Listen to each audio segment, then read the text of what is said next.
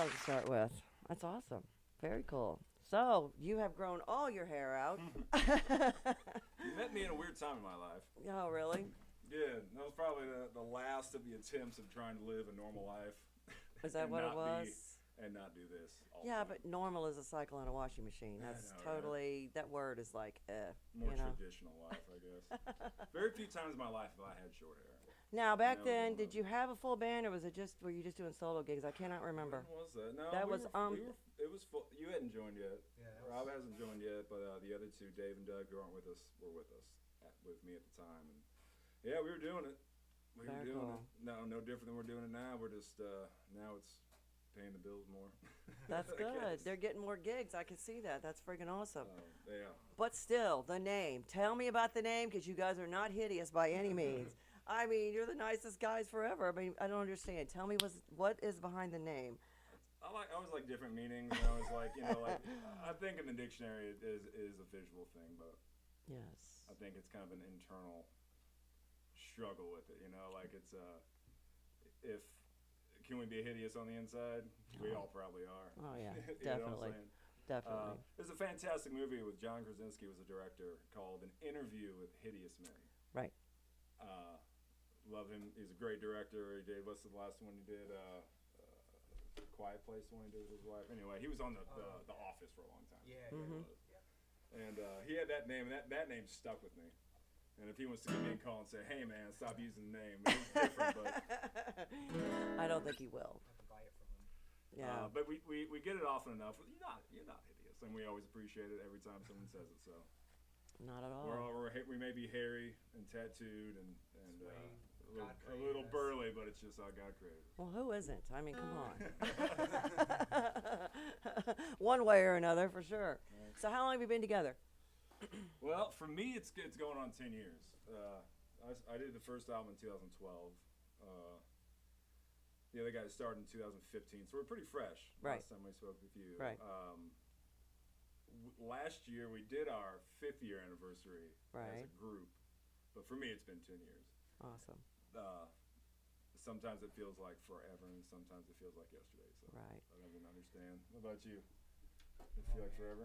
Yeah, well, I started playing in bands when I was 18 or 19, so that's 30 years ago. That's So, awesome. yeah. Your Yeah, first band? I'll tell you what, though, I've known him for 10 years. So I've known him for Oh. a while because we used to play in a band. I was in a band that was different from his band. Yeah, he was in a band with the other two guys Oh. for years. Great band, Sweet Dirt. I love it. Sweet I still Dirt, listen to the album all the time. And then that went defunct for whatever reason. I got a call up from the drummer wanting to do something. Mhm.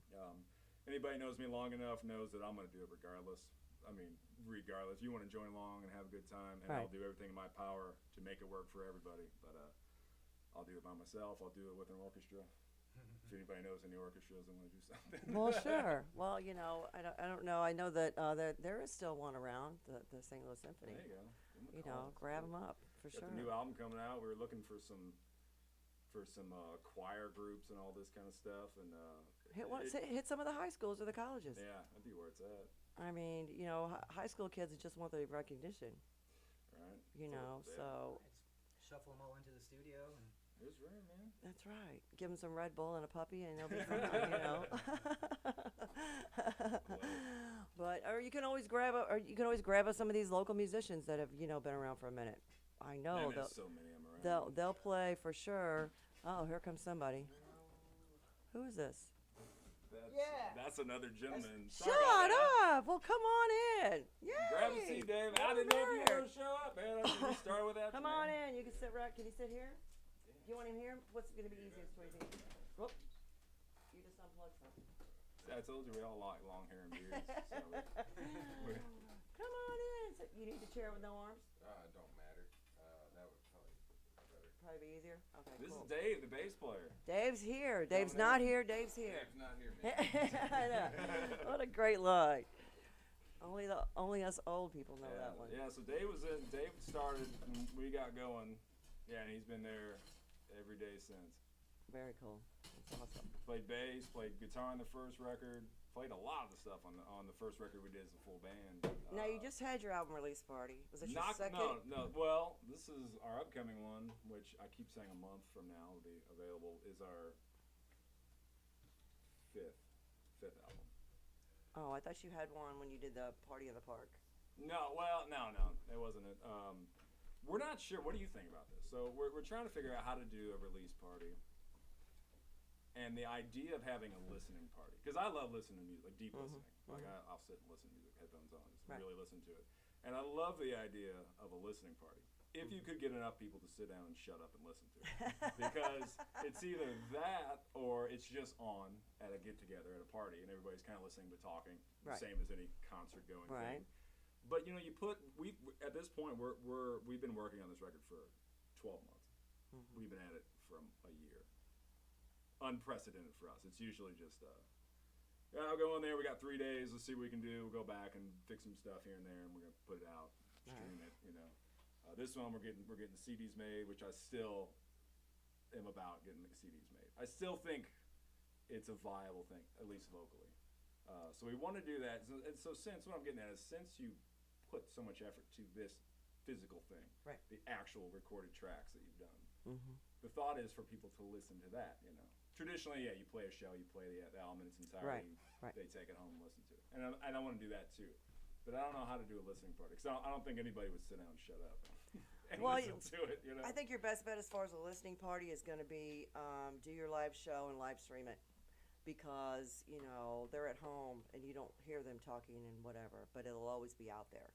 And they can always listen, and you can also tag it to where they can actually put comments out there or, you know, whatever. So you don't have to hear them, you'll just see their comments and their little hearts and their little likes and all that good stuff. The fact that it's there forever is good too. Yeah. You know, the kind of hometown bar in Alton, Illinois is the Conservatory, and they've been streaming other shows and stuff. Like you know, I think they streamed the last Dead show. They're doing live recordings. Yeah, they do live recordings too. But I want to say when the Dead played not too long ago, they streamed it, and people showed up and watched it, you know. That's you cool. gonna go on that? I went to the show. You went to the show. You were there. Yeah. And we're not dead. I'm not a deadhead. You deadhead? My wife's more so. I'm kind of middle of the road like you. I like them, Did you go but to the concert? yeah, no, I didn't go. I was probably working. That's why I missed your show Wednesday, because I was working. I have like 2 or 3 different part-time jobs, and I bartend at the Cardinals games. So when they're in town, I'm there. You know, gotta go where the money is. That's gotta be good. And there's gotta be a lot of money floating around. Especially this past week when they played the Cubbies. So you know. Oh, yeah. That was a good sweep. But so if you're gonna do CDs, are we gonna do vinyl? You got to do at least one vinyl. That's the thing. Got a hold of a gotta really do- cool guy. He owns Evangeline's that we played not too long ago, and That's a cool venue. And he has a studio in Belleville, Illinois, that he can record direct to vinyl, which is super cool. It'd be super neat to do that. Always wanted to. Yeah, it's the thing. Like if you're gonna do, like, who was it? Maddie from the River Kittens came in my shop the other day. And she was going on tour with like Almond Bat's band or something. Right. Hit the road with them, and she brought in some CDs because we sell local merch there. Directly to all the money goes directly to the artist. Right. And she had tapes, little cassettes, and I was just like, "Oh, it's so cool, man." And she's like, "Oh yeah, everybody loves them." She's like, "No one buys them, but everybody loves them, you know." It's Sure. like it's a novelty, and as long as you're okay with it being a novelty, you know, that's awesome. If CDs are still a novelty, I still think having that physical entity in your People hand. love that. They just want something in their hands. And even if they take really it home, do. burn it to their computer and it's on there, then whatever. But like, it's, I think, a longer lasting thing. We tried streaming the last couple, you know, just put it out there, DistroKid and all that stuff, and it's cool. It's neat. It's not as impressive when the rubber hits the pavement, though. When you go and like, so it's on there and everything. I don't know if you ever mess with it, and you can go and kind of search, and oftentimes you'll go, "Oh, cool, there we are," and you'll click on it, and it'll be Jason Aldean, or you click on it and it's Chris Stapleton. You know, I don't know if that's studios weaseling their way in. That's how they get plays. I'm not saying it's conspiracy or anything, but it is interesting to see how it when you do it, you pay it, it's cool, it sounds cool, and typically it is neat, and I don't have a problem having it there. But when it doesn't quite work the same way, you know, and then who do you know, you make phone calls, do this and that, and we're so low on the totem pole that, you know, you're not going to get any answers. I tell you what. So I think having a CD is cooler. On the I'm in control. on Amazon Music, I'll say, you know, Alexa, play Hideous Gentleman, and it'll do it, and that's cool. It's like playing Hideous Gentleman, but there's a band some other band called Hideous Gentlemen. No. But it's some disco, like electronic music band, and the name of the song was like "I Hate Kitties" or something like that. I saw that. They're not Hideous Gentlemen like that. I saw that because I was like, "What's this?" And it was like, "Yeah, I hate pretty kitties." That's the name of the song. And I was like, "What the hell is this?" I don't know if we can cuss. Yeah, you can say whatever you I want. cuss like a sailor. Sorry. That's okay. I was really trying to catch myself. So yeah, you see this and you're like, "What is this?" You know, Yeah. it's like I paid top dollar for this, and it's just like Hello Pretty Kitties on there or something. But it's not us. It's not. And but that's not their name though. What is their name? I don't remember. But there wasn't Shit, that. Huh? we can look at it later. I'll look it up sometime. I don't know. Facebook's been so screwed up lately. Who Man, knows? like, Everybody I keeps. don't 100% trust it. I've been doing it long enough to know that Mhm. this all operated before Right. the internet. Exactly. It can operate with the internet, but it doesn't mean you completely forsake all the other things that worked for a long time. Right. You know, street teams, flyers, Right. all that stuff. Yeah. It's still vastly important. I And know. people talking about it, you know. Exactly. There's things larger than us that dictate how search engines work. you know. Yeah, absolutely, man. Yeah, and I ain't trying to compete with that. I ain't trying to compete with almighty internet, man. Now when you can get out and talk to people face to face and hand it to them Definitely. and play a show. I mean, how's it on this side of the river? The shows. They're still slamming. I Right, mean, yeah. I It's mean, like, it's we- just it- there's like probably every week when I do my little video thing, it's like the same venues are still packing them in. But then there are still people who will not go out and would rather watch it on Facebook or watch it later, or Which you is know, viable too. somebody's doing a live stream of a couple songs. I mean, there's still people that just will not go out, and that's on them. So they kind of hang on Facebook more than anything just to Right. see what's going on in the outside world. There's bands doing stuff. I was at that conservatory place right next door to my shop. There's a Fury and Few. It's a two-piece rock band, and I mean rock band out of Atlanta, Georgia. And they came up and they just Killed. killed, and there was like 7 people there. And it was just like, I mean, and they didn't care. I mean, they treated it as if they were playing. That's why you're Wembley. supposed to It do did it. not matter, and that was so refreshing because I don't remember the opening band names, but there was some opening band names I can't recall, and they were so bored with themselves on stage. It's like, how do you expect anybody to get into this? You know? Right, It's- right. But those guys got on stage, man, and they just, I mean, it was unbelievable. Yeah, Two-piece at that too, which I always really appreciate. That's good. Did they have tracks? Nah, it was just the drums, two of them? who was a machine. I mean, this guy was a beast on the drums. And a guy with a Vox AC-15 and a guitar, just some true, honest, hard rock and roll, man. They're really good. That's I great. should have called you. It was Monday night. They were on tour, like they knew it wasn't gonna be a big thing, but they're like, saw hey, that, though, we need a yeah. layup, we need something for a couple bucks while we're going to. I think they were in Nashville the next night. Yeah, they were Someone probably on their see. way. Well, Crystal Lady I know played there this past weekend.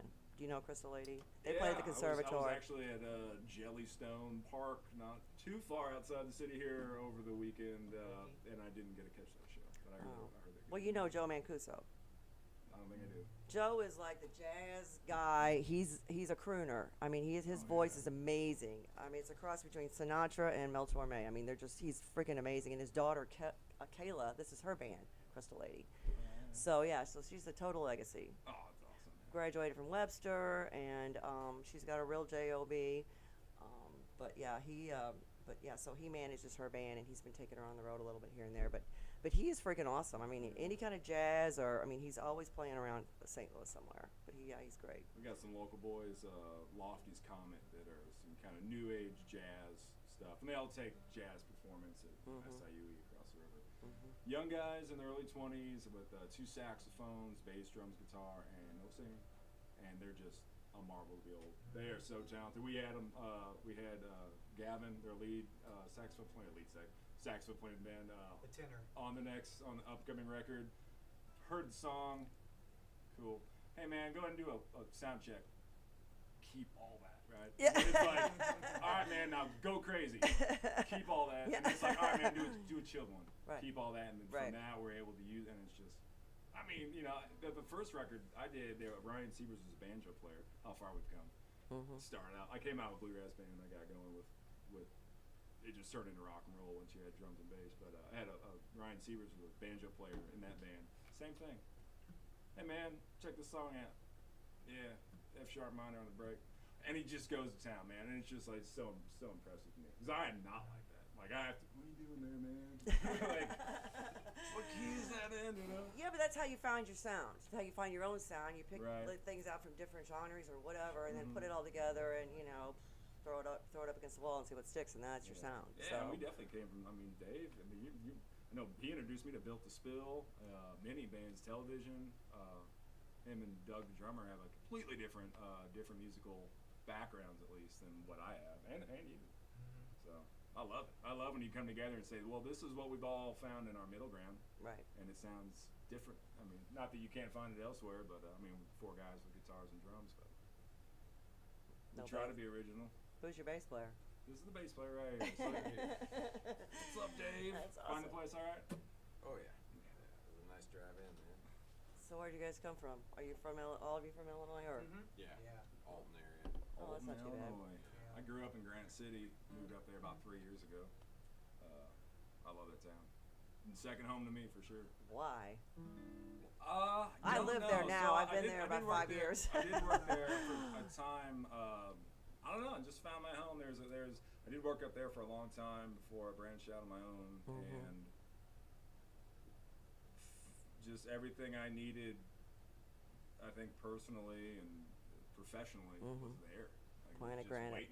just waiting for me, and it seems like it's still just every morning just kind of opens up like, hey man, I got some more for you. Come check it out. Right. I love being there. It's not too big. What is it, 30,000? Maybe. Yeah, I mean, Alton's down. I know it's It's down. actually shrinking from where it was, you know.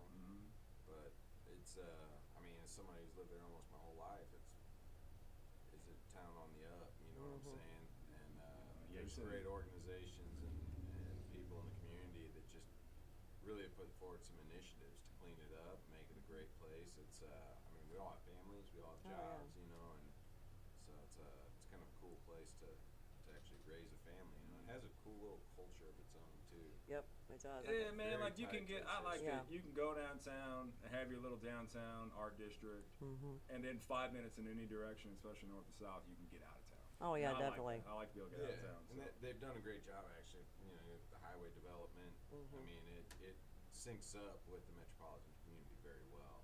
Definitely. It's easy to get to, and I mean, yeah, like really, from where it was 30 years ago, man, it's a completely different place now.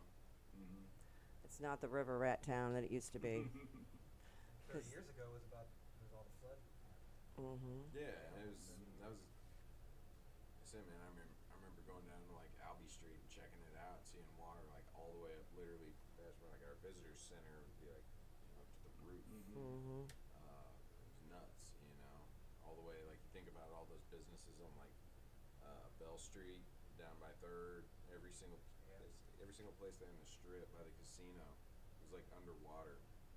And for the casino, they had like a makeshift bridge, came all the way up damn near to Albee Street, so that people still get on the boat. Yeah. Gotta get on the boat, man. And we had, when there was American Cruise Lines came down the river a couple days ago, and in the morning there was a British man that came in looking for some mic stands. And man, he ran the disco. He called Right. it a disco on the Right. ship. Some mic stands for my disco.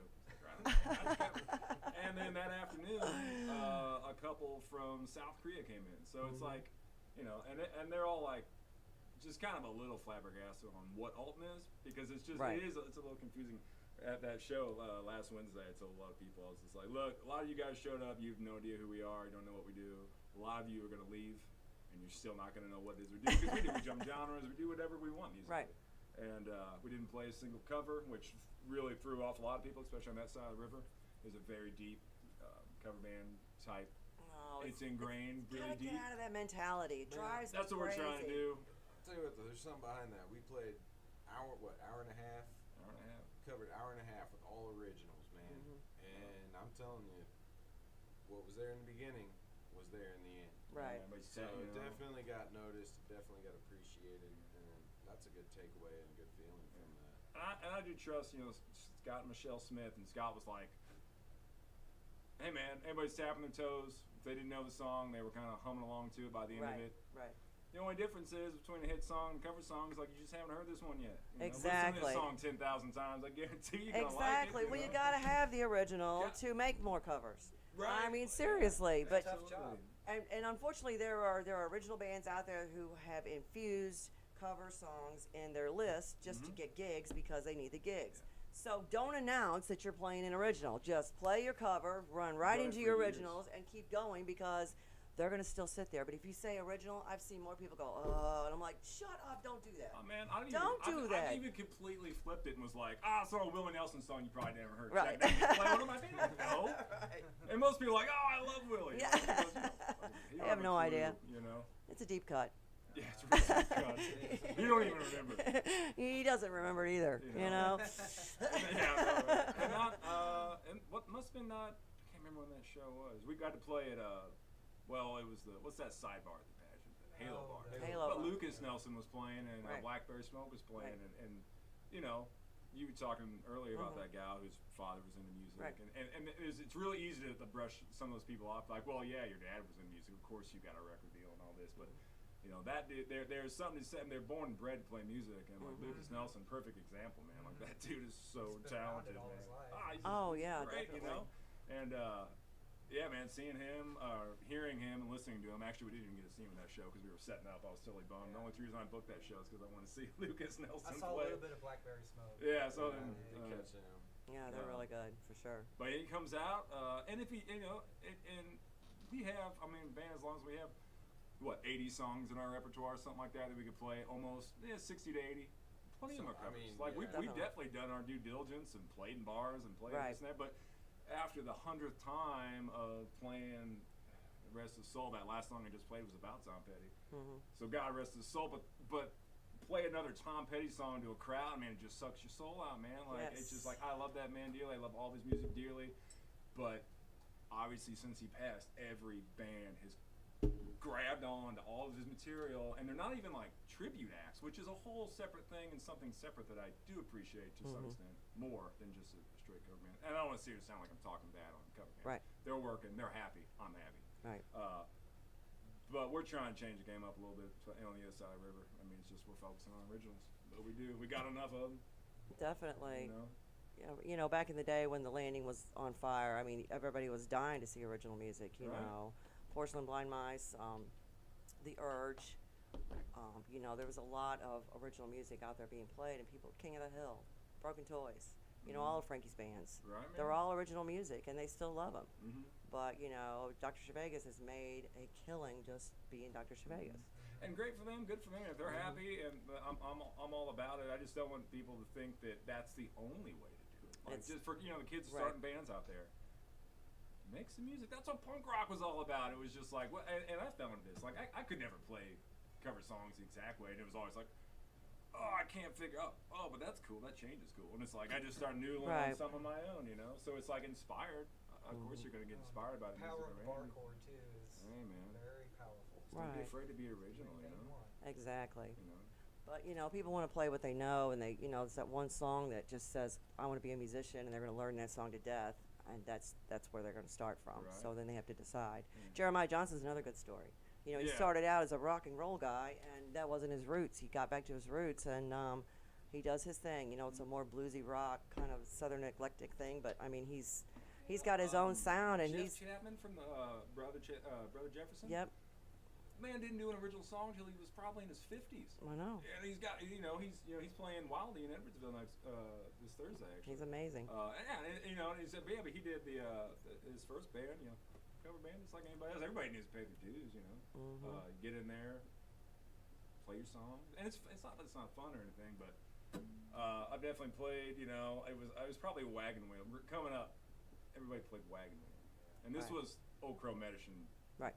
version. This was long before the other version. I can't think of the guy. Darius Great Tucker. version. But you'd see guys, and it's just I noticed that, you know, at the time it was like everybody was playing that song. Everybody had a cabbie hat on. Everybody had a beard. Everybody wore a flannel. And I was just like, you know, come on, guys. Like, you know. And if they're happy, like I said, I guess it sounds like I'm bitching. I just try to be different a little bit, or just come off naturally a little bit different. There's one song out there that puts it all in perspective. Anybody who forgets their way or forgets where they came from, and that's the great Frank Zappa, rest in peace, Joe's Garage. I heard that the other day, and I about to fell out of the truck laughing because I'm going, oh my God, I remember this. We played one song, and it was 1, 2, 3, boom, and they played the one song, and the girls are going crazy. And have you heard the song? Have you ever listened to it? The Yeah. words on that song are just amazing because every garage band started out like that. Every band, 14, 15, 16-year-old, Yeah. they play the one song and the girls are screaming and it's all, it's freaking hilarious. But it's a great song because it takes you back to the very beginning when you first wanted to be a rock star, Yeah, it's simple. I It's mean, very humbling. one of the first songs we did as a band was Black Keys. What was the name of it? Your Touch. Oh, And when, very good. It's just that. Yep. Love it. And still, warm up every once in a while and get that one back out. But that was one of the songs where it's like, all right, we can do this as a band. We can do this as a rock Sure. and roll band. And we made a long time. Hell, we could do one. We would take basically public domain songs Mm-hmm. and bring them in. We do 16 tons. Like Tennessee Ernie Ford probably made Right. it famous. I don't even know who wrote it. Nobody owns it now. Right. Do whatever you want with it. The Dandy Warhols have an excellent version of it. Love that song. We've done that stuff for a long time. Right. Down in Mexico from the Coasters. I mean, it's like Mhm. we did every time we did an original song, it was like no one even knew it anyway. Right. Like, it's, some of them, or they realized halfway through, oh, it's their own version of this. We do. Or like some of the old blues songs, like the Van Halen grabbed up all those, Yeah, those right. old blues songs nobody knew about. Nobody knew it was an original blues song from back in the, 30s, 40s, or 50s or whatever, and then they made it famous. Ice Cream Man, for instance. I mean, Right. wow, nobody knew that was an old blues song. If you ever listen to it, it's like, I kind of like the blues version. I kind of like that original. We did. We used to do that. Westfield, Philadelphia was born and raised on the playground is where I spend most of my days. Chill out, man, relaxing on cool, shooting some people outside the school. And we Right. and we do that. I won't put everybody through that, but we used to play that, and people would be like, "Oh!" Like it took a minute, like, "Oh, it's Fresh Prince of Bel-Air theme song," Right, right. And it was just like this silly rockabilly version of it. Definitely. That was the kind of stuff we'd throw in there.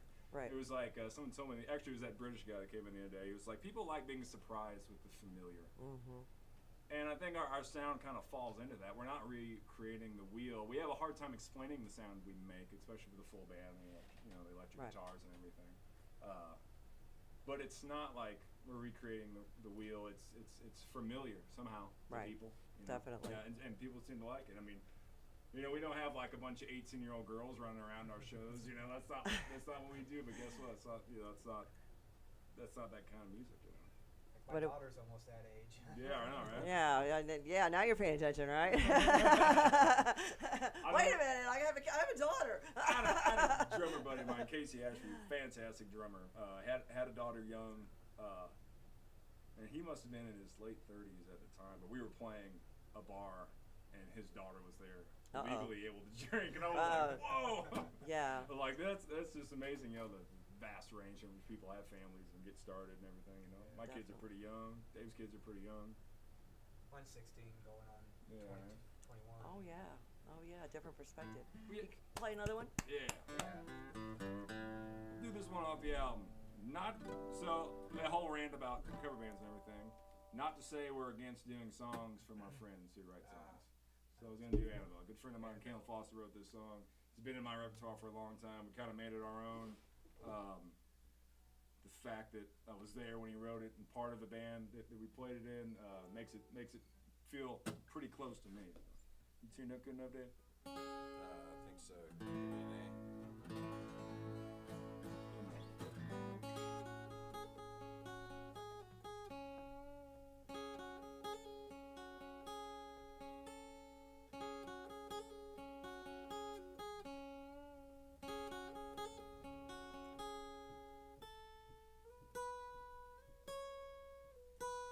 One, two, three, four.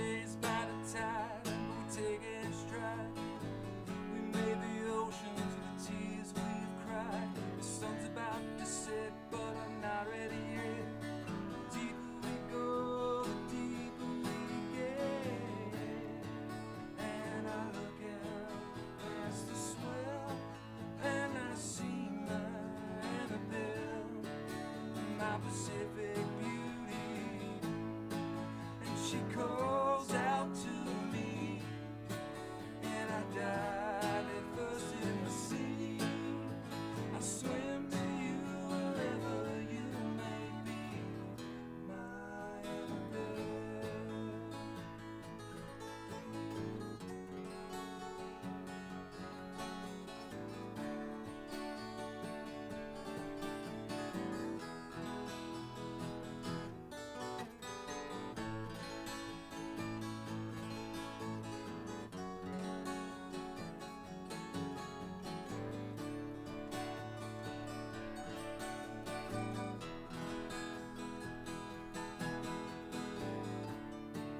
And I look out past the swell, and I see my Annabelle, my Pacific beauty, and she calls out to me, and I dive at first in the sea.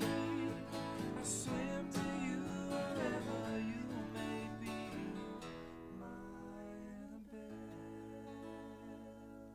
Woo, woo, woo, woo. That's awesome. So, Sweetheart. Yeah, I was gonna kind of surf rock, 60s surf rock, which is kind of my background as far as electric guitar goes. Realized my dad was a lot older than the other kids' dad, and they're all like, "Oh man, Zeppelin, Pink Floyd." My dad was just like, "I don't know, man, Yeah. way back further than that, way back. a solid decade." Yeah, surf rock was definitely that was definitely the, you know. Jan and Dean. Jan and Dean.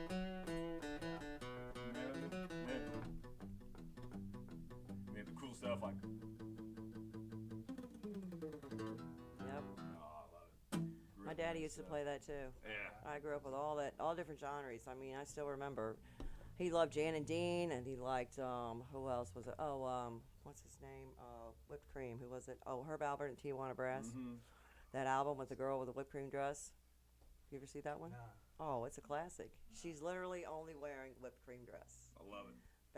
And that was scandalous Oh, back I bet it was. back too. in the 50s or 60s. It was scandalous, but the music was amazing. I mean, Herb Albert was just one of a kind. I love it. People just, And stuff comes back around. We all know it does. I remember just the other day, it was a gal who played SNL. I can't think of her name. Never saw her before in my life. But she played on stage with boots and an acoustic guitar Right. and nothing else. Right. She was just sitting there, of course, when you probably see me, you can't see anything. Right. And my age, I'm going, that's straight out of Forrest Gump. Like, that's Right, what right. she did when she was working Bobby Dylan, And I was like, the fact that people can make a splash about it where it's just like, it's been done. Right. And that's okay. I mean, it's like, I'm not even against it, Right. I never sought out to change the shape of the wheel. It was just, Right. I just wanted to make my own wheel. Well, I got to give a shout out because Sarah from the Dead Roses said hi to you guys. So. Oh, Whoa, whoa, I love her. whoa, I was actually there we going go, to mention Sarah. her. Yeah. Grand opening of the new Steve's hot dog. Yep.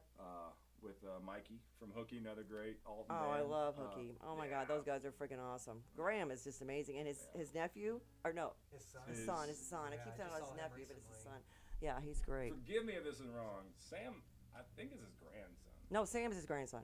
His grandson. His right? grandson. Yeah, Sam. And Sam is his band- grandson. His band. Oh, what's the name of his band? He's a His fantastic band guitar is called, I can't remember now. I feel like an idiot because I we're know, I friends feel- on Facebook. It's like that kid is player. very Sam talented. Foreman, he's such a talented And he guitar has a player. different sound. Yeah. I mean, when he plays with Graham, that sometimes they do a Yeah, he's duo fitting thing. into that sound, right? But yeah, he has his own band, and I cannot remember what it's called. It's an obscure name too. I know. I've heard some recordings. The recordings are great. I don't think I got an album coming out soon or what, but it's good. It's funny coming up, and you get the kids that were like, "Oh man, the '70s were kind of coming back. A lot of the music, and you realize that there's like this 27 to 30 year kind of turnaround sound, and fashion and culture and everything. Right.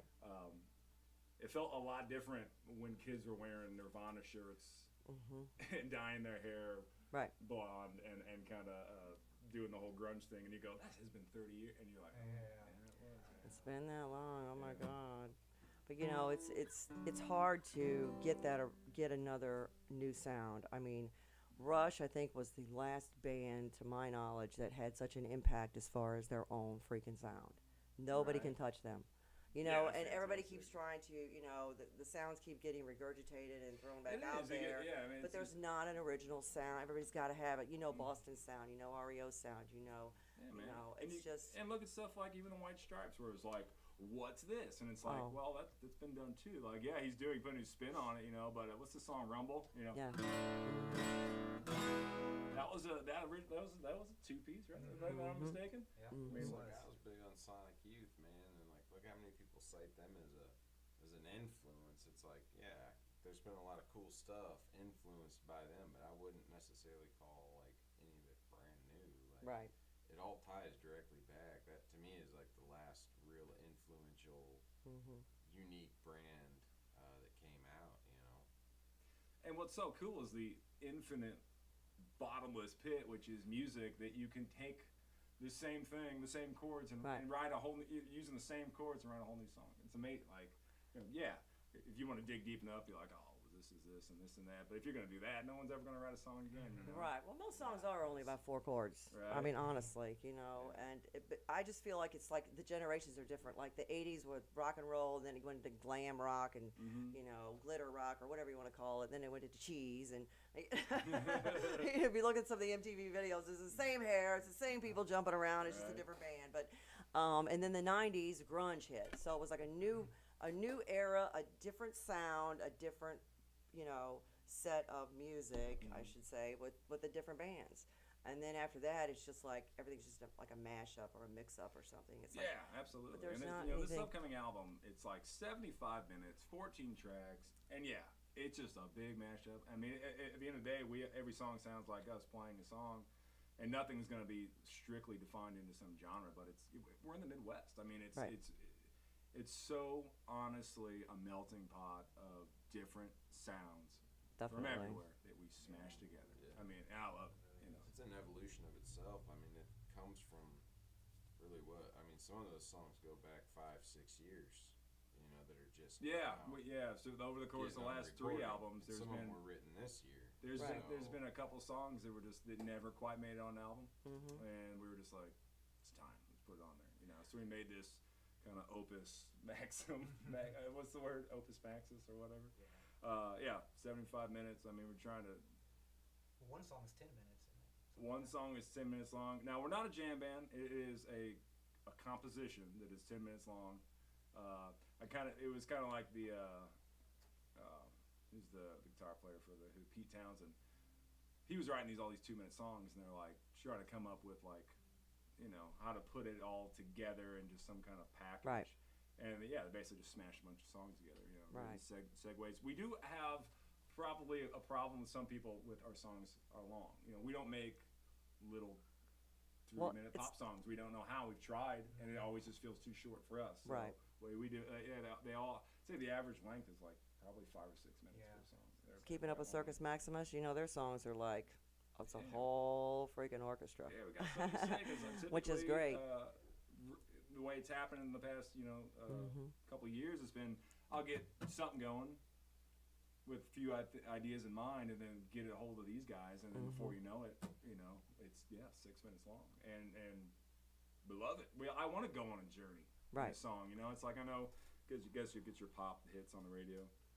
I'm not trying to make pop hits on the radio. I'm trying to make a listening experience, a journey that Right. people are going to go to, and hopefully they put headphones on and sit in a quiet room and really listen to it, and listen to it with other people, and then talk about it. I mean, because that's how I grew up listening to music.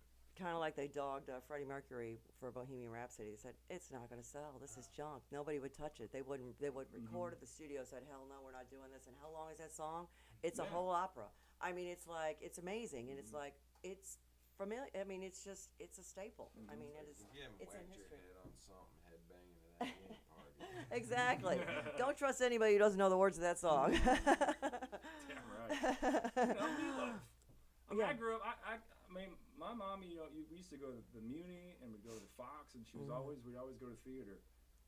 Never did get into it myself as far as being in it, but I always enjoyed watching Right. theater.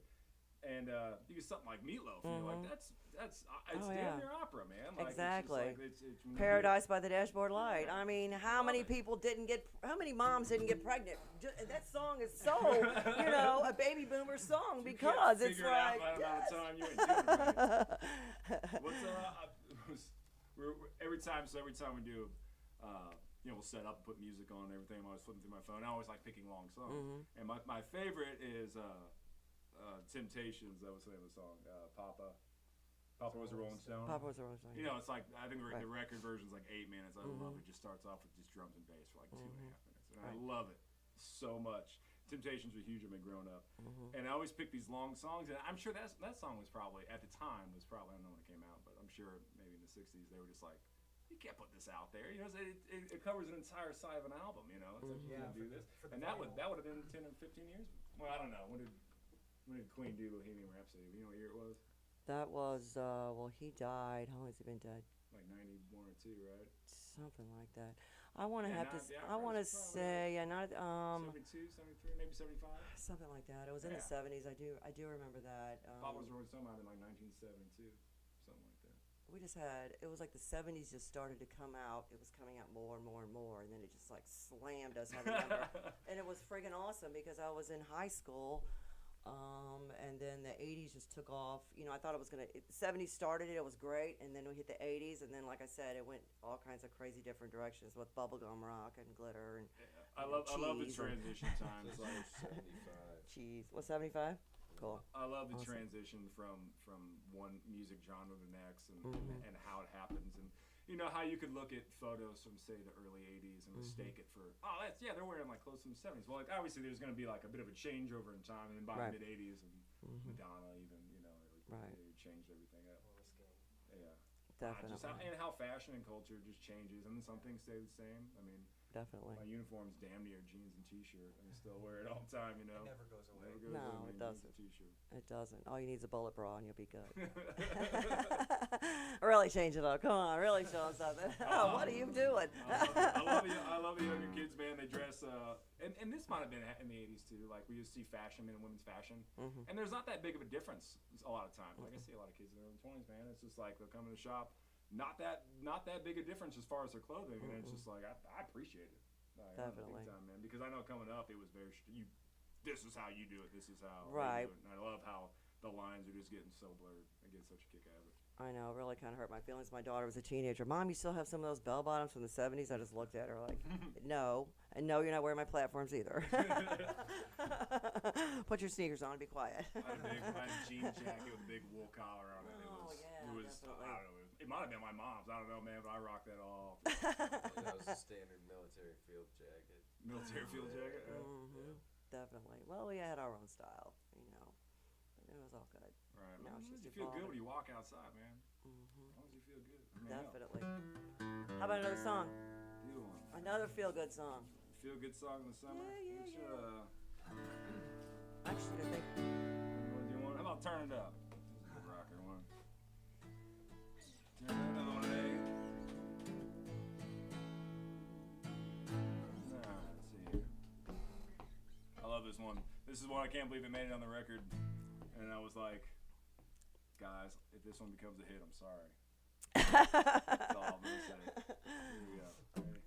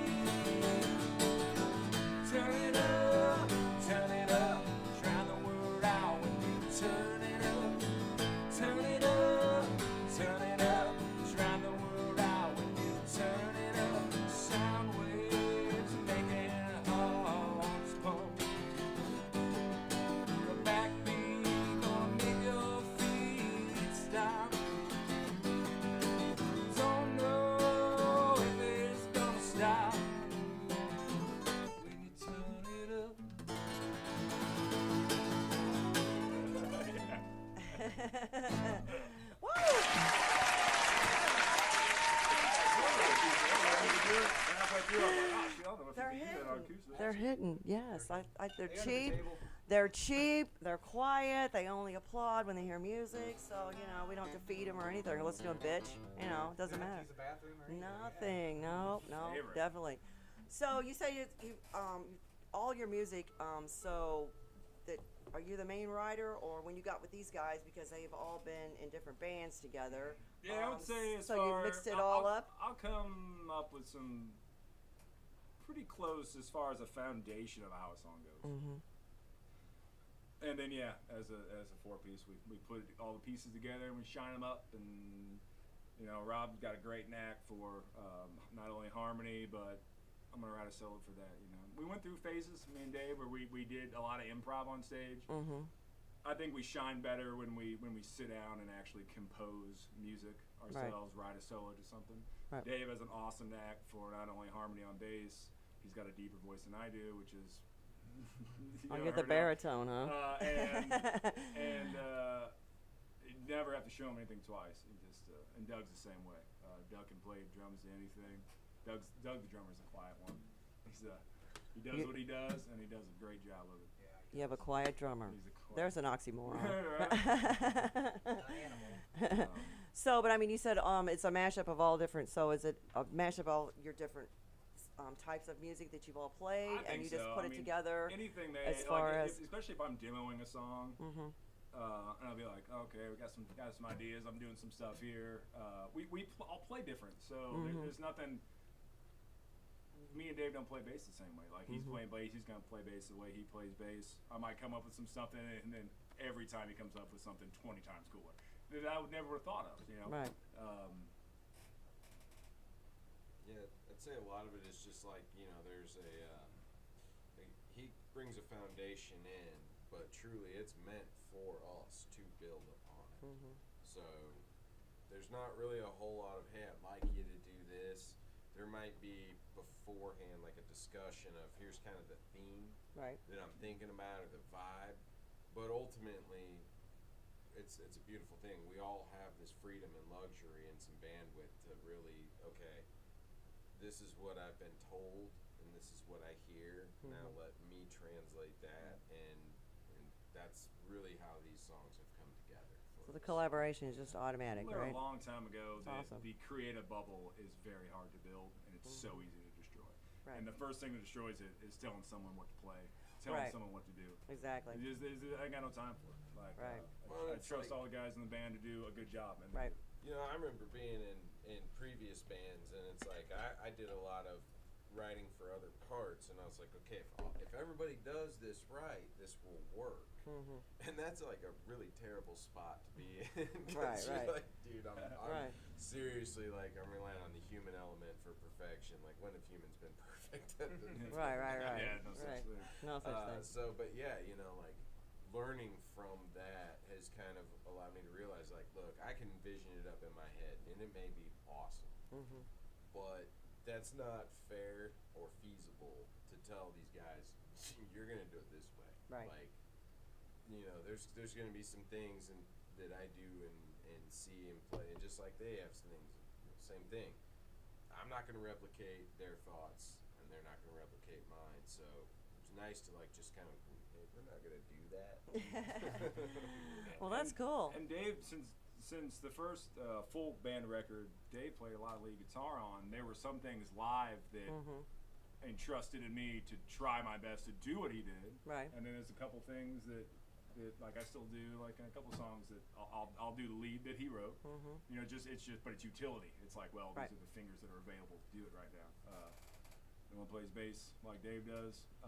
It's hard to. We do a couple where he switches, and Dave's a fantastic bass player. And he has. You're probably the most musically educated out of all of us too, though. We'll do something Yeah. cool, and he'd be like, you know what, it's cool. It's because. No, like I did like the whole like school band thing. Oh, so I did, you like, read the and write, marching you band, learned from the so beginning? Okay. My foundation was like brass. I could play pretty much, well, at this point, anything you hand me, as long as it's not like a reeded instrument. What did you start off with? Besides the recorder in the 6th grade that they Right. give you, it's like, oh, you got to learn these songs. What was your first So instrument? like my dad had an old cornet. It was an old con cornet laying Right. around, and so like the whole thing was me and my brother. We were like 5. We got into this thing. Right. We started blowing around, and it's like, Dad's like, just put it up. It's like, okay, cool. So like in Alton, they start music in 4th grade, which is like awesome. That's in the public school.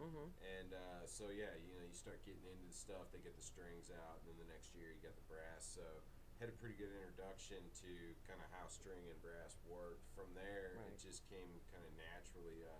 They take pride in their music. You know, I was an athlete over there too, and it's like, damn, if the baseball team got to have as much attention as the goddamn marching band, like, oh Right. shit. Exactly. But no, dude, I benefited from that, you know, and so I'd say by the time I went into 9th grade, I knew how not just the trumpet that I had or that little cornet worked, but I knew how every brass instrument worked in conjunction with each other, and I could play anything. So I went to marching band as a trumpet. I was like, dude, this kind of blows like. Literally blows. Literally. Yeah. Whoa. So I was like, hey, what's the one thing that can never be out of line? The one-man line. So I was like, hey, let's baritone. There's another dude that played baritone. We're like, hey, there's just 2 of us, so no matter what, we're always in line. It can't bitch at us. Right. You know, I was like, we can do whatever we want. So got the baritone out, and then I was like, hey, tuba's the same thing. You know, hey, look at this. Hey, French horn's a little different. Same concept. You know, getting the percussion, getting the strings.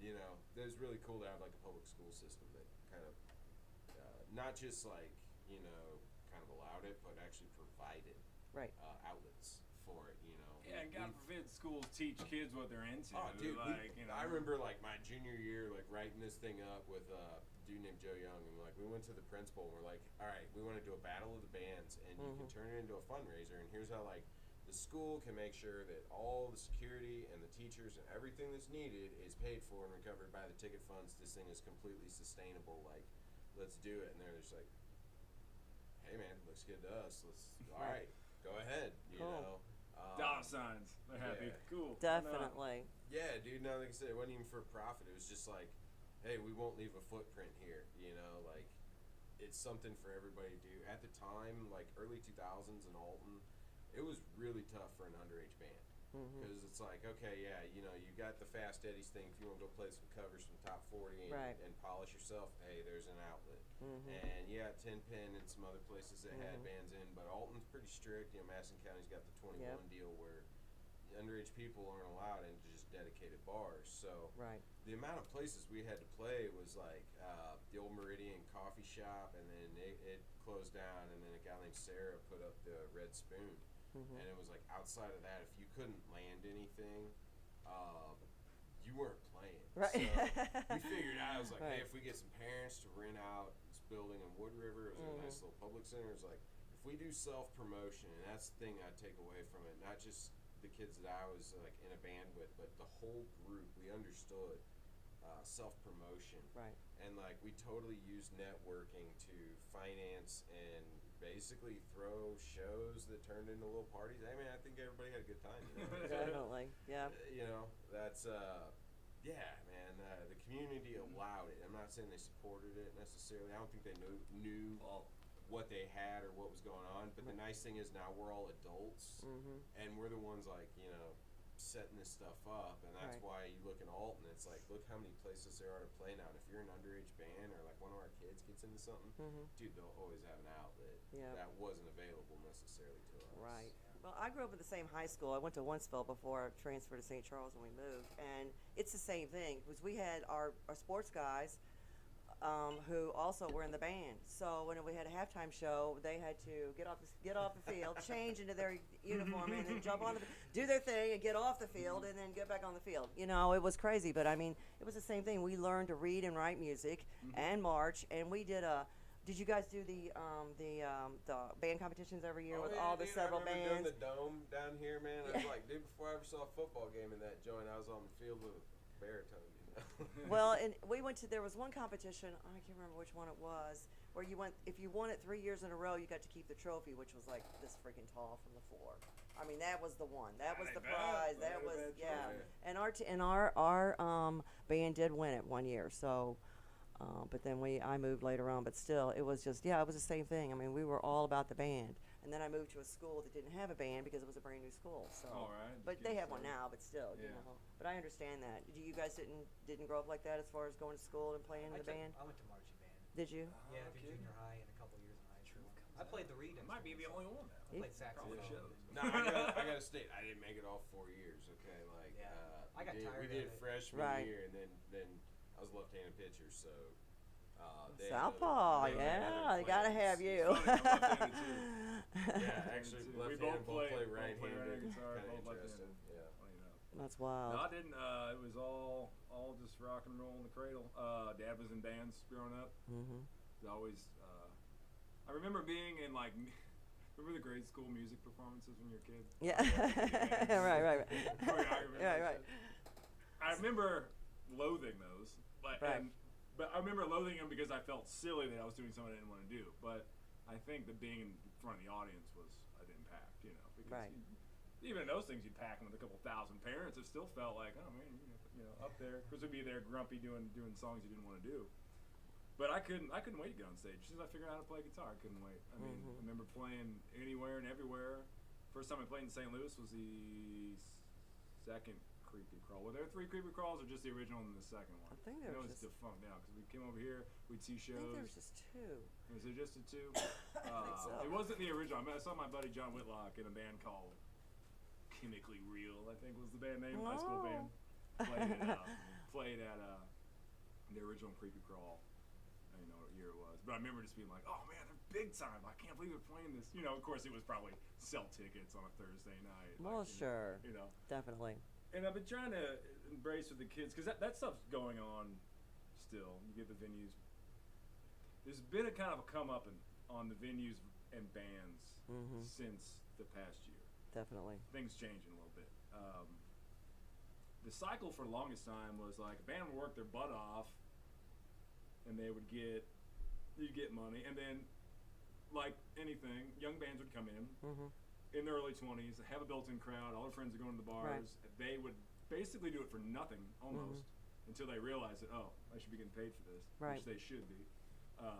And then that always kind of happens. And then some bands, like the bigger bands, will stick around and go for it. They figure out how to actually treat it as a business the way it is. Try to separate the art from the business, but it is a business. It is. And it costs money for it. Like it costs money to do it. It costs money to make appearances and stuff like that.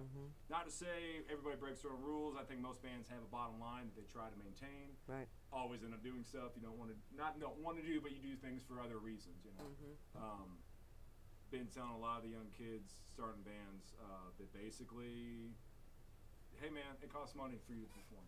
Don't let anybody tell you Right. you're getting paid in drinks. You're not a promoter.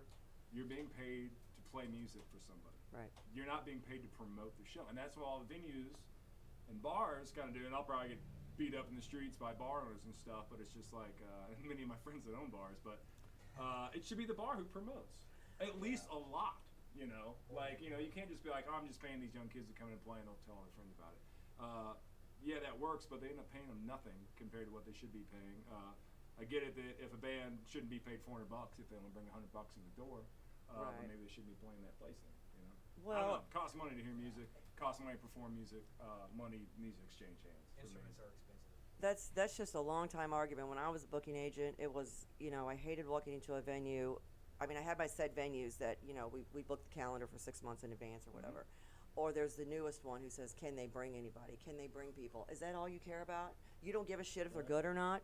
And there was one band that was not good. I didn't even like booking them because they were so bad. But they had great heart and soul, and they Well, would there you they go. would pack the freaking place. Yeah. And the bar owner was like, "This is the worst band I've ever had." But they pack it, and they Yeah. would book that band every month, Friday and Saturday night, do or die. And that's okay. I'm not even mad at that. I'm not awesome. mad at that. And if they had Awesome. fun on stage and did a good job and were professional and showed up and played, they should be paid. and They that's did their awesome. thing, right? Exactly. But It's they, called entertainment for a reason. Yeah, we're Exactly, in show business, right? You want exactly. to take it or not.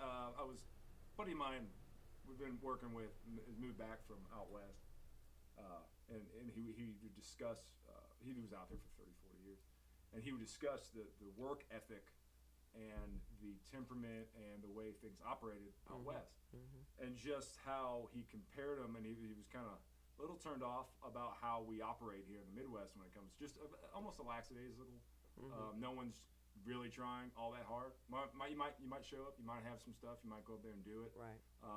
But he just said, compared to the work ethic of, I guess, a larger city more than just out west. And he was out west, but you're gonna get stuff.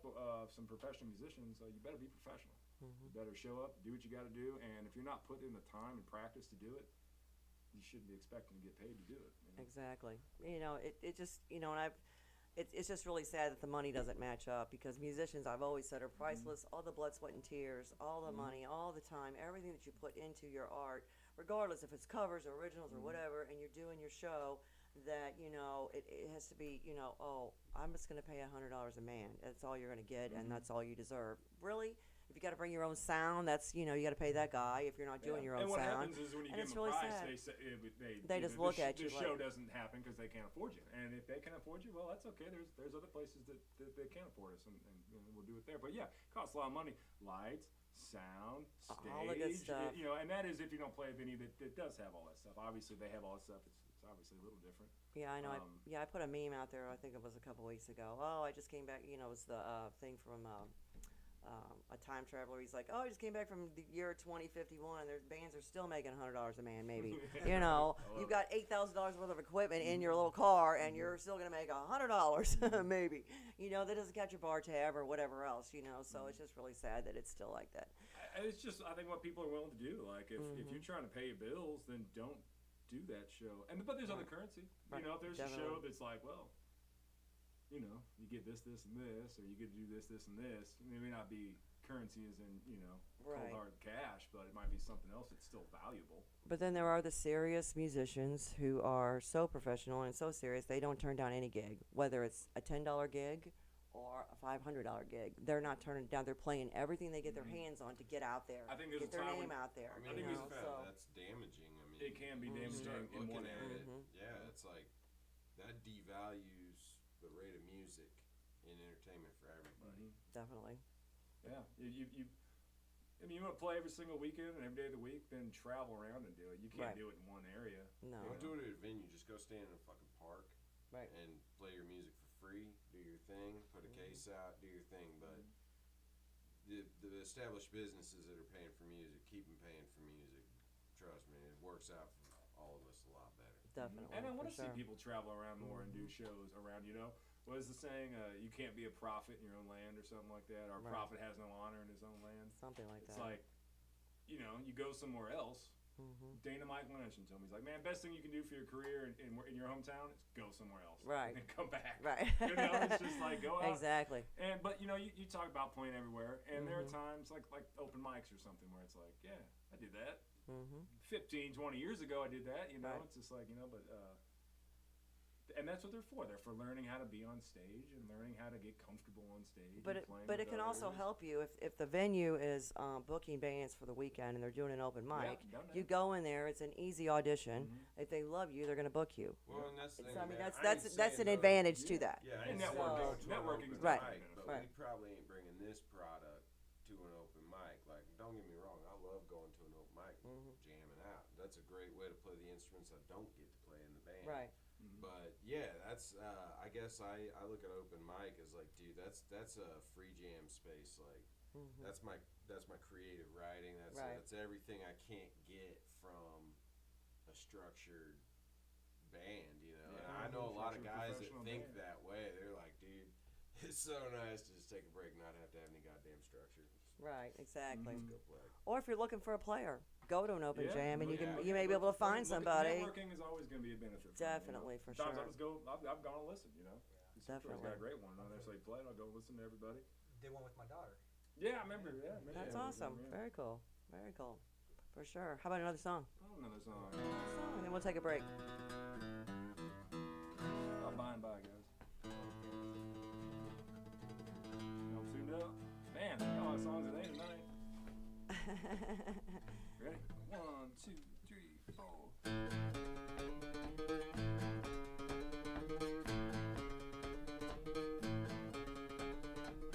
By and by, I'm gonna love you. By and by, gonna love you to the end. Oh, it shows the western wind. When you hold the devil's hand, oh, you know it's sin. Well, take my hand, baby, take my heart.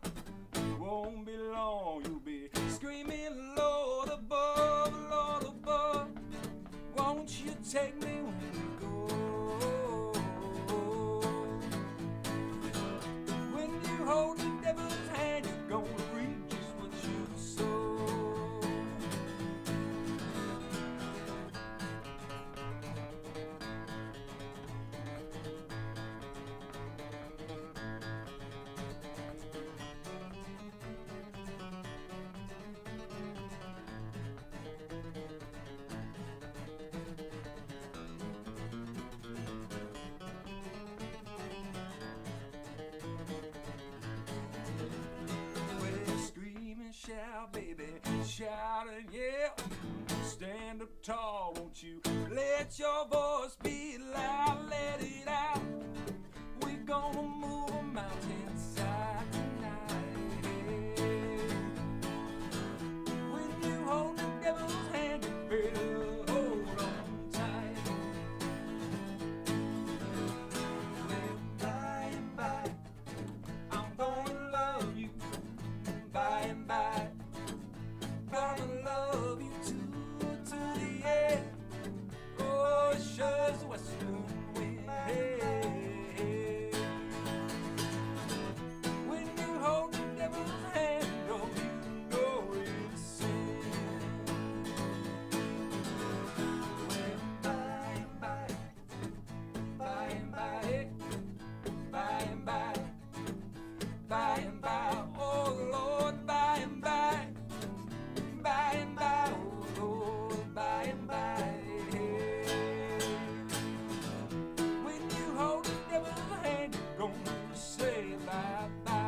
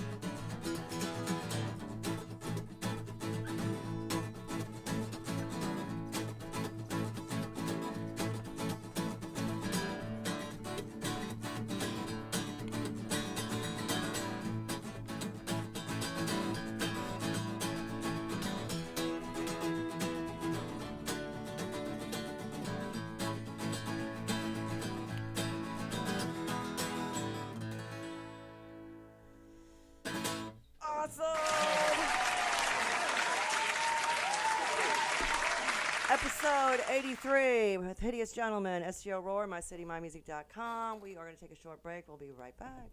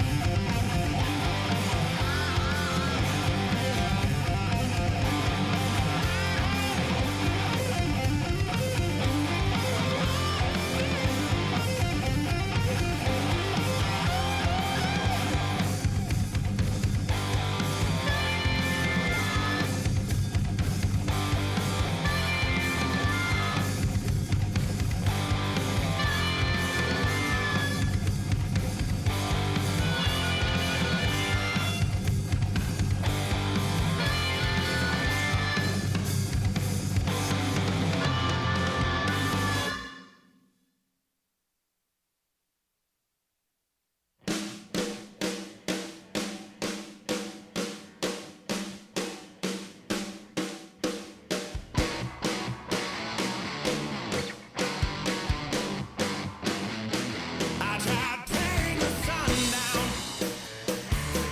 I screamed at the mountain, thought it might fall down at my feet, but I felt the rage. It was changing direction. Oh no, pushing and pulling at me. It made me believe in an unseen enemy. Creatures I'd seen in the dark. A massive deed. How can you breathe when you feel eclipses of fire? Can't you see I'm falling? I could use a hand getting off of the floor. Don't you hear me calling? I can't fight alone anymore.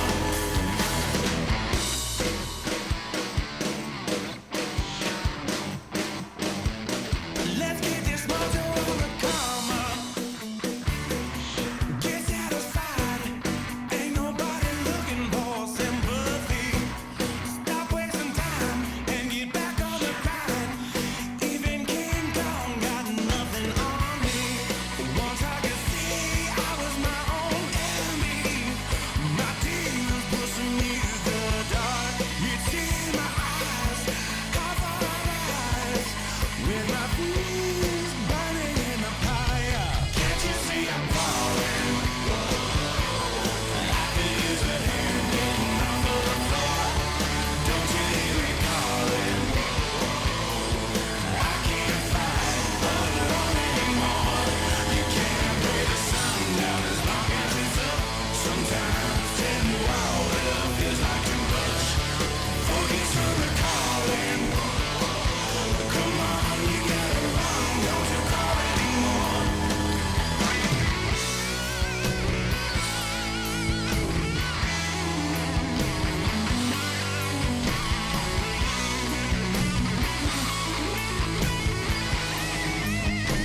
Oh, can't you see I'm falling? I could use a hand getting off of the floor. Don't you hear me calling? I can't fight alone anymore. You can't break the sun down as long as it's up. Sometimes getting wilder feels like too much. Focus on the calling. Come on, you gotta run. Don't you call anymore.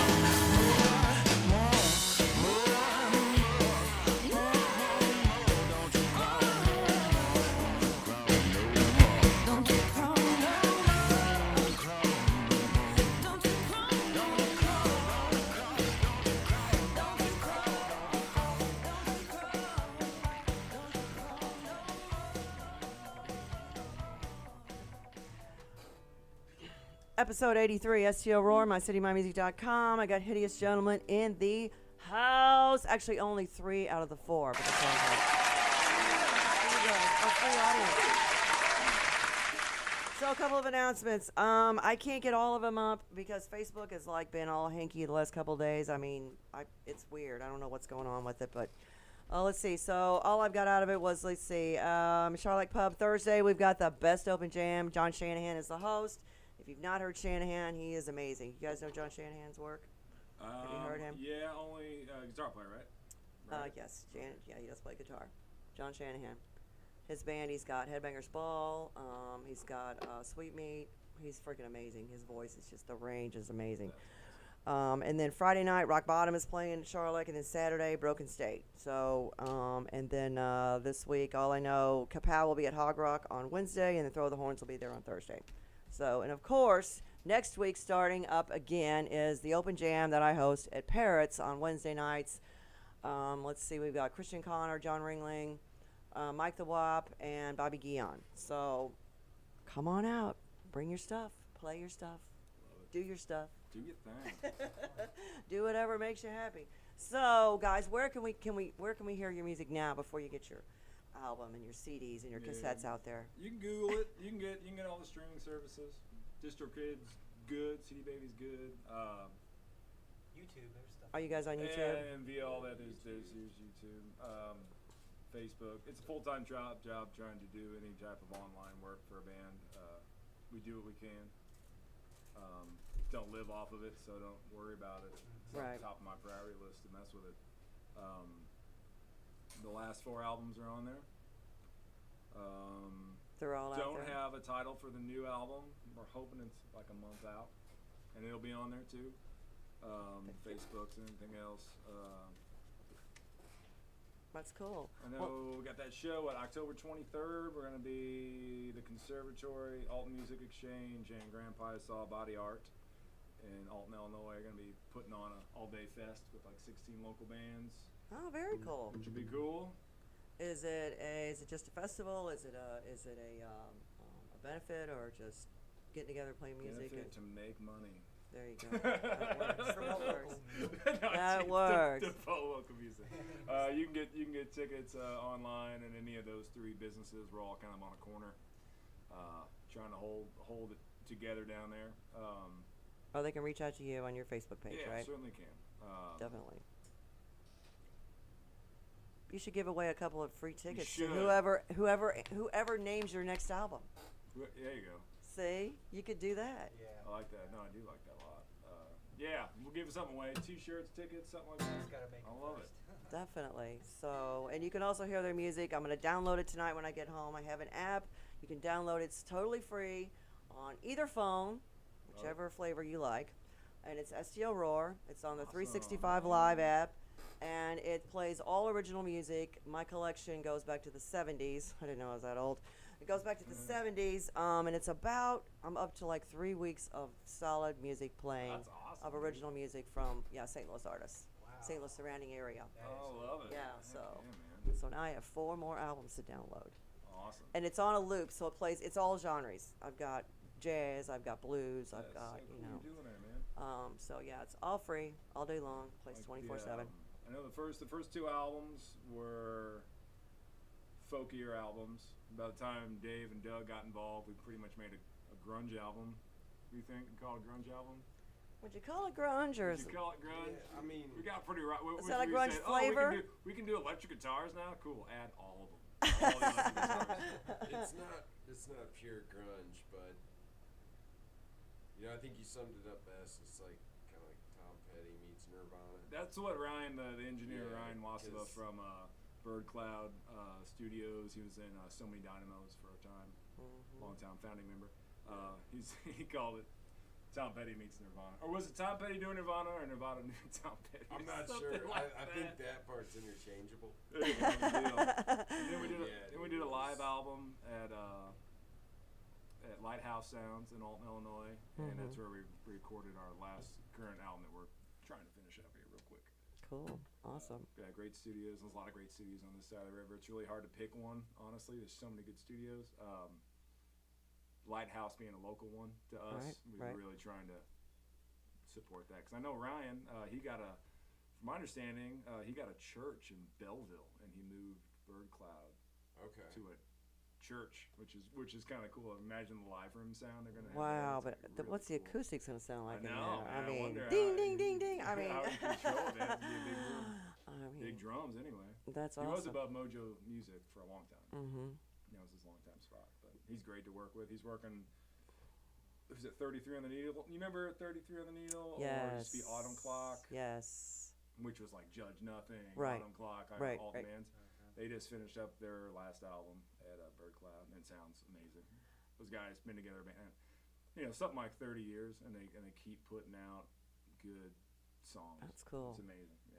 Well, Really there's appreciate a it. studio in St. Peter's if you want to use it. Steve Schindler owns it, and it is amazing. I mean, he's got everything in there you want. He's got 2 sets of drums, electric and manual, There you go. and he's a bass player, so he's got all kinds of badass basses. But I mean, he's got everything in there you want. He's got the best microphone collection. I mean, Love it. boards everywhere. It's just really, really cool. I think it's come around. I think there was a really sweet spot for the DIY home recording thing, and then it's come back around where what, Right. go into the studio, be an artist, and hire someone to record you. Right, and he says the best way to do it is he records each separately and then mixes it, Yeah. puts it together, and it's amazing the sound that really comes out when you have your individual. You're going to hear each person better than We just the talk whole about it band so playing. often, right? Because there is that. There's a lot of truth to that. And then the other side of things, there's playing live as a band in a room together. Right. that can capture, doesn't Right. mean it's guaranteed, but can capture something that you almost can't measure. That's just a live band playing, Right. really clicking. Right. We always talk about it where it's like you do metronomes and separate tracks, and like mathematically speaking, it's perfect, it's flawless. But that doesn't necessarily mean it's got what, for lack of a better term, is mojo or soul Right. or whatever. Exactly. And I got guys like my dad will tell me, he's like, I was there for vinyl, I was there for 8-track, I was there for cassette, there for CD. He's like the sound has gotten better. Dealing with all the equipment has gotten better if you stick with it. But sometimes, like me, I'm not very fluent when it comes to computers and all the digital stuff, like that song we played earlier. I don't want no MP3. Yet we will Right. be putting all this on MP3. Right, exactly. I I'm not know. trying to fight There's the the system irony. that hard, man. But I've always said it.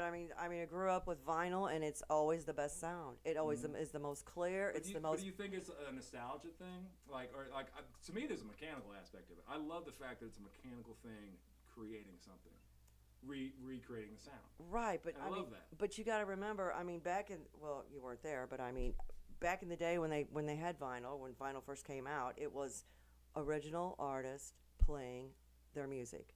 No tracks, no BS, no background crap. Each musician is singing and playing their own stuff, and you can hear it all, and it's just a great sound. To me, it's just it is a little nostalgic, but it's like it's when musicians were true musicians and not sitting in front of a beatbox and making noise.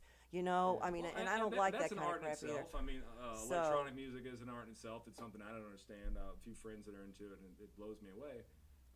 To me, it's not music. There's a live it's noise. aspect to bands. I've seen a few bands recently, honestly, that had backing tracks, and I've seen many bands that have Right. backing tracks. And I think sometimes it takes a musician to kind of realize what's going on, Right. as opposed to just like a fan who likes the music. Right. And I've asked a lot of my engineer friends about, do you care if there's backing tracks? Do you care if all the music is live Right. at a live show? Right. And a lot of people tell me that they don't care. Right. They could care less as Right. long as it sounds the best as it can. Right. Throws me through a loop because it's like I want my music live. I want it. If someone falls dead on stage, I want something to change. Something's gonna happen. Like Right, if you can't play that anymore, like the music's gonna sound. Well, it's the unpredictability that kind of makes it more fun. Right, To see, you know. Yeah. It's Definitely. difficult. It's not easy. It doesn't happen all the time. But man, when it does happen and it is magic, it's worth it. Well, to me, the tracks. Musicians are going to make mistakes, and the majority of the audience doesn't notice the mistakes Yeah, no, I that you think make they because you would. recover so fast. And a lot of times, most of them are more tone deaf than anything, but they remember the song, they know the song, they know what it sounds like, and that's what they're hearing. That's what Yeah. they're seeing. They're not seeing you make a mistake or goof up or whatever. And as long as you don't make a face and throw your stuff down on the floor and start crying, they're not going to know. So, but when you Hate got when that happens. but when you got tracks and you mess up, doesn't that kind of Y'all make it a remember little Milli Vanilli? stressful? Y'all You remember know, Milli Vanilli? seriously? Put it this way: live recording is very unforgiving, Yes. and so I think what we've kind of maximized on is what I call tandem recording, where we figured out that playing your part with somebody else actually does bring out the dynamic. Right. So it allows you to capture that, but yet by not having the full band like balls to the wall trying to capture that live recording, Right. you don't get the bleed. There's a lot of things that the engineer now he can do Right. to kind of work through it, and then you can start laying your tracks on that. But what we've noticed is you just go in and lay a track, it can come out flat. Right. And so the dynamic from tandem recording has been really, if you look at what we're about to release, that's the basis of it. And in a lot of sense, you'll find that the bass and the drum tracks from the original takes are what we kept, and those work well. And then you can see where, like, you've got some guitar additions, Right. and they're based off of some other things that were going on at the time, and that's how we capture some cool, unique additions that maybe weren't planned. Yeah, Definitely. there's some of that, and I love the unplanned. Like Right. from our years of doing improv as a 3-piece, just trying to because we played 3 and 4 hour bar shows, and just to make it fun and exciting and different and longer, we would just jam. We just Right. would improv. It's not for everybody. It's definitely a lot funner on stage, because you know what's going to happen, and it makes you listen. It really makes you listen because you're just like you get in your own headspace, and you're not. The whole goal is to listen to other people. So when they do change, Right. you're changing with them. I mean, it's like the foundation of jazz improv from the 1950s. You know, It's definitely a good warm up. I mean, we tend to for sure. typically the first thing we do is we're kind of getting everything locked in, tune wise, tone wise, volume. You know, a lot of that's just a quick 5-minute improv, and that's a great way to open up a practice or a session.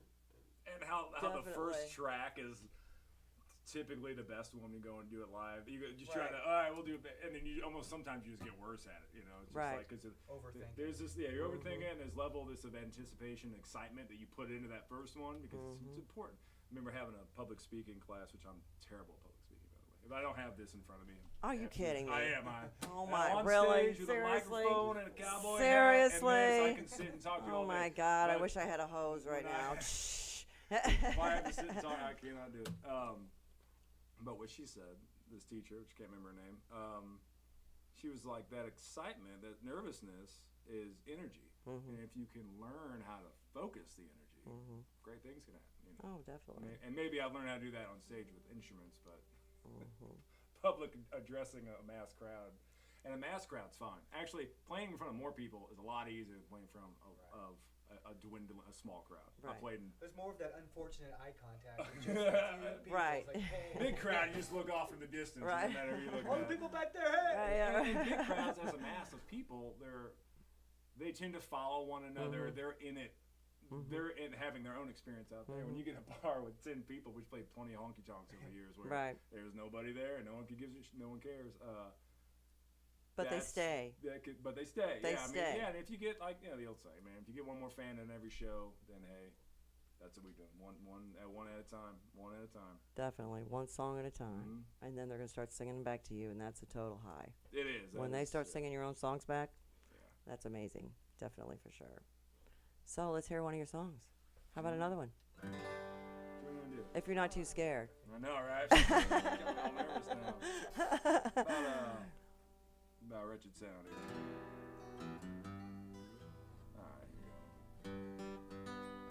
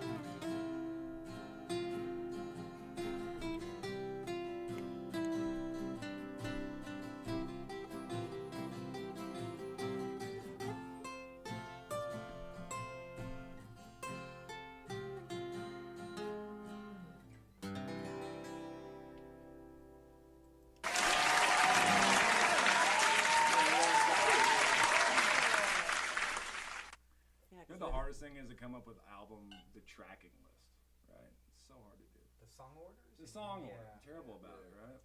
What do you put first? What do you put last? What do That you one's put been first? like, I don't know, like do you come out? You like, come out back in the day, it strong. was always like the third song was like the hit, right? That's how like the long term. But it's like when you're trying to create this like, this piece. The whole thing's a piece, right? So it's like it might go in a slightly different order, but you have to listen to it its entirety, Like that one to me, so far is the last one. Well, the band that I was helping them with their performance as far as what song order to play when they got on stage, and I said start out strong, and then end up strong. That Right. way, they're not. You want people to want more. You want them to come back and Right. listen more. So your last song, you want it just as good as the first one. Damn right. Don't just play half-assed or and it's like- kind of a slow. No, don't do a slow one. Do one that kicks them right in the ass, and that's what because they want to hear more. Yeah, So and we never fell into this like, it used to be like original bands would play with two other original bands and then all play for like 45 minutes. Right. We never really did that. We did. Not that we've never done it, but we always played. We always played 3 and 4 hour bar shows. So you build these sets up and everything. Perfect time for me is like an hour and a half straight, like hour and a half to 2. When a big band comes to town, how long do they play for? They're not playing 4 hours. I mean, there might be some. I've heard like Bruce Springsteen plays a really long time, but you're talking like the length of a movie, 2 Right. hours, right? An hour and a half to 2 hours is great. And you can come out, you can bring it down, you come out at some point, say 40 or 45 minutes in, you change it up, maybe do an acoustic song or bring somebody else out to play with you, and then you ramp it back up, right? So the album's got to be the same way. Yeah. But we have yet to. I'm almost Doug, the drummer's not here. Probably listens to more music than all of us. Probably combined. I mean, he's a nut. I mean, I listen. When do you listen to music most? On the way to work. Work and on the way And to work. and at work. What about you, Dave? I always got something going, man. Maybe just even at the house, just Yeah, like pretty much. Well, there's always something spinning. right. See, at the shop, I listen to music all the time, and I've been listening to one album a week. I'll let the album play all week. Really, the goal being I want to hear what the band heard. right. Because and there's some songs are or albums are a struggle. There's there's albums that I used to love, and I can't quite. You fall out of love with them, right? Right, Songs you want do. to have that longevity. I listened to the Raconteurs, "Consoler So Lonely," and I love that album forever. And I listened to it, and it was a struggle to get through the week to listen to Right. it all the way through. I don't know how people listen to music that way, but I've been trying to. Yeah, I miss that about. I mean, the radio is definitely not like it used to be, but I mean, they used to play all the deep cuts. They would Yeah, play some- every some- song, and it's like I want to hear those. I don't want to hear the same one over and over again. Right? That's where bands get burnt out. Some of the Yeah, ones, man. it's like God, can that's take a not their song only 2 songs. Come on. Yeah, they can take a great song and just drive it into the ground. We don't even want to hear it. I mean, there are great songs out there that I can't even listen to anymore. I'd say like about as mainstream as I get is like 88.1. After that, man, it's just like random go in the depths of whatever. Oh the man, hell's on. I grew up on FM, man. And I'll still pop on it if I'm in a car. I love all celestial radio. I love radio. Like radio's the coolest thing ever. Like It is. It's so awesome. I grew up with it, and I don't think it's going anywhere. Like it may morph and it's changing, but I think it's always going to be there. Well, they're doing more of what they think the target audience wants, and unfortunately, back in the day when KSHE first hit the air, and they were total pirate, total like, Really? and an enigma because they were playing deep cuts. They were playing every song on the album. And that was back when the studio was a little bitty cinder block thing in the middle of Crestwood Plaza, and the window where everybody went to the window to get the tickets. Now the albums were up on the shelves, A through Z. Well, by the window was the L's and M's. So all the Led Zeppelin albums were always getting stolen because people were sticking around there, pull an album off the rack. Yeah, it was pretty funny. But I mean, they used to play all the deep cuts, and then they've changed changed through all the ownerships and. The kids who all the legacies that are learning to play music, they're cutting their teeth on Led Zeppelin and Pink Floyd and all this, which is great. That's awesome. But that's what they keep still playing over and over again, and they need to go back to. I think they need to go back to the original and start playing the deeper cuts again. Yeah, play the Just deeper cuts, play because some that's- modern stuff. I mean, yeah, mix it up. I get that there's a target audience that they're going for, and they're the ones with the money paying the bills and doing it, so it's up to them. It's just people will either listen or. I mean, what are you going to do when everybody who listens to that music isn't around anymore? Well, that's, I mean, that, You know, I know. It could and happen one day. And maybe I not always anytime think about soon, that, but you know, it's a cool thing that there are kids, that people still want to listen to it. They want to re-listen Well, to okay, it I'll and buy that. relearn it. I'll buy that. But People I still listen to mean, the Beatles and but you're stuff. right. I mean, it's going to go away, and some of the bands that were underrated that should have gotten the airplay that, you know, Led Zeppelin, Pink Floyd, April Wine, you know, Anxious Rainbow. to see and what your all 3 that weeks worth of original music around here has to bring. It That's is. really awesome, man. I've got some acoustic stuff. Are you familiar with Jimmy Griffin? Oh yeah. You know his band, the Incurables. I played one of their songs earlier. They're freaking amazing. That's That's one of his awesome. original.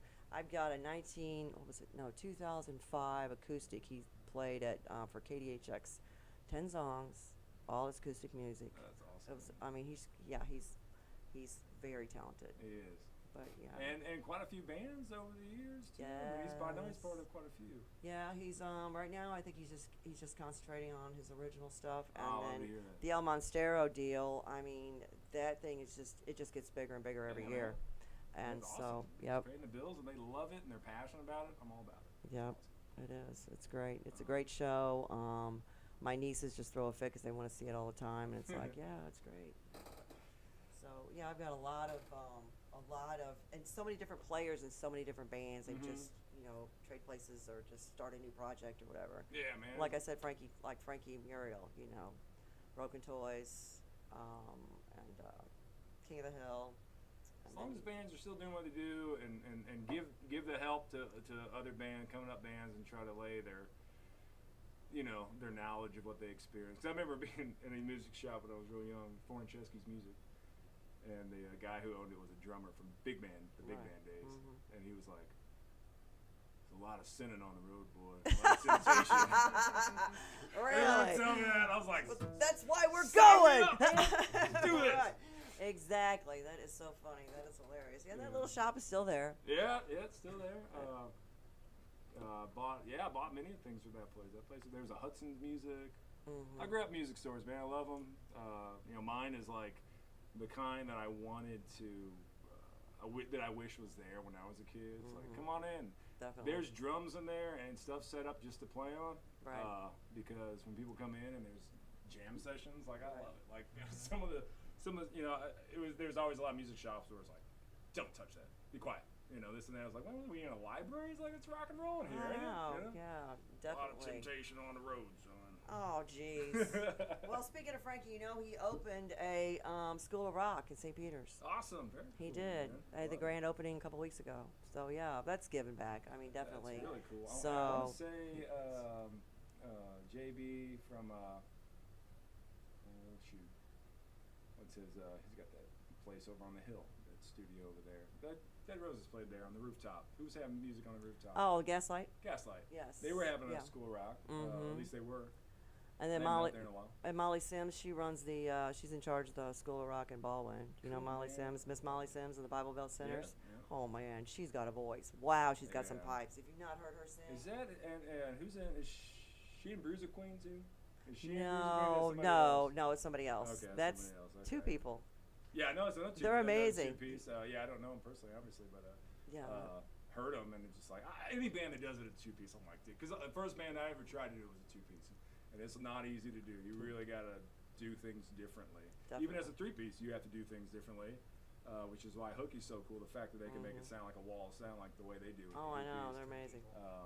I think we have such a melodic sense of when we compose leads that we really have to have that second guitar in there. It works great for us. Yeah. That's what I'm used to. Is always been playing with another guitar player. The Yeah. bands I've ever been in, it's always been two guitar players, a bass player, and a drummer. You know. To me, I mean, I always like it. It's just something about two Yeah. guitar players. I don't know. It's just Sweet harmony stuff. yeah, it is. Sweet harmonies. It is. It's just cool. So let's do one more song and then we're gonna get out of here. So one more. What y'all do? Dave's not here, man. Dave is now not here. I'm gonna go ahead and do my name. Do some bust some leads or something. You're not gonna do too much. I'll keep it pretty busy if you want. I had this one on my mind all day and I can't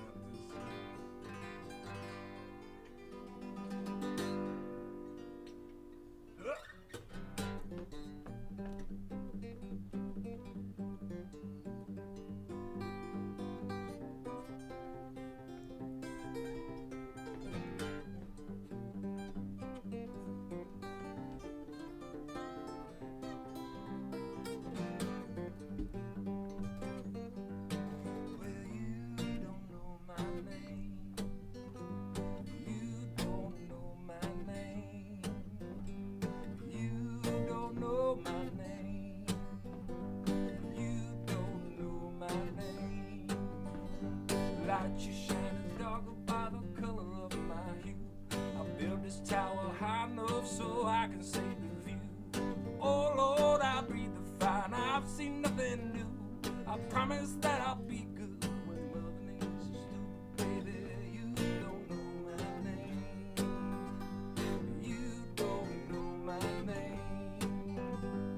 You don't know my name. You don't know my name. Try something?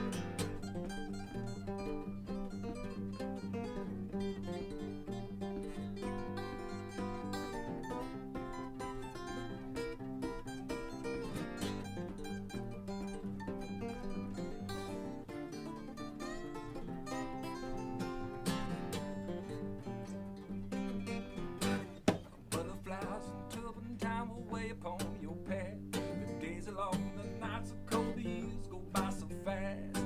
Me oh my, don't close your eyes, you missed your morning class. Still the wine that finds a way, I'm floating in my glass. But baby, you don't know my name. You don't know my name. You don't know my name. You don't know my name. Last time an hour, ready?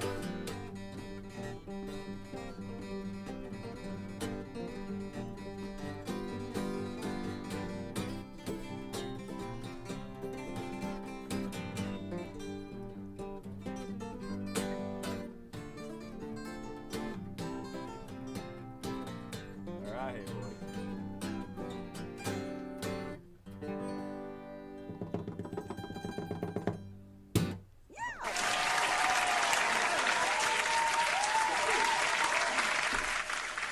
Well, and I forgot to, I always forget this, I don't know why, but we got to give it up for Tweezy. He's our man. He's the dude. Tweezy's in the house. Episode 83, STL Roar, MyCityMyMusic.com. Thank you, guys.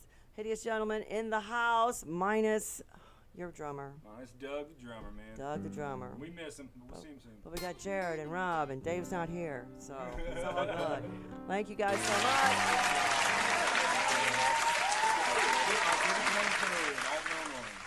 For your festival. Conservatory. Oh, the conservatory? Mm-hmm. Cool place. That is a cool place. It's very awesome. All right, let's take a picture and get out of here. Awesome, man. Get a picture taken. Yes, picture. Feel bad for